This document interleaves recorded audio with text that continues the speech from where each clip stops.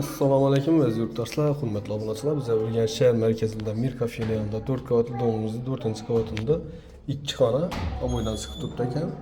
Eshiklarimiz ham turli yaxshi eshiklardan qo'yilgan ekan. Şimdi birgalikda ko'rib chiqamiz. Xudo xolasa bismillahirrohmanirrohim.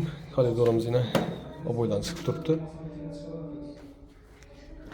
Harsimiz 100% laminat ekan. Spalnimiz ham, zalimiz ham.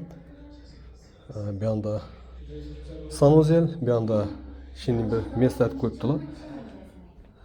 Spalni desek ham bo'laveradi. Birini biz asli kuxni bo'lgan, birini spalni etib koyuptular ekan. Oynalarimiz almashgan, bir ham oboydan chiqib turibdi. Hozir bu yerda şimdi mayda chuyda narsalarni qo'yib koyuptular. Eshiklarimiz ham qo'yilgan. Bir xil korishni MDF'lardan. Sanuzelimiz plastikdan chiqib turibdi.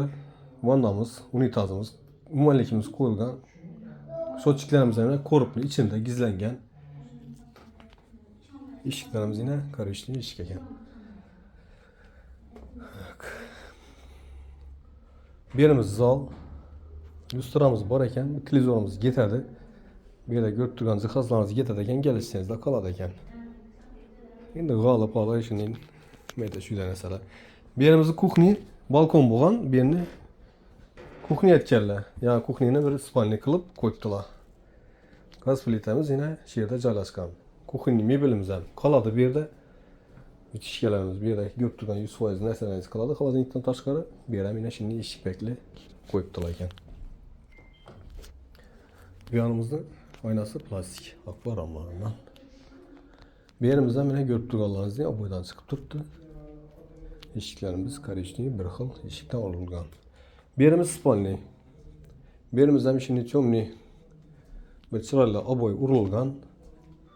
Bu yerda ko'rib turgan mebellarimiz gelirse qoladi dedi. Bo'lmasa ikkitamiz dedilar. Bu yerda ko'rish konditsioner qoladi ekan. Bu yanımız yine aynamız ham, podokonnetimiz ham plastik ramlarından. Aziz yurtdoshlar, bahosini aytib o'taman.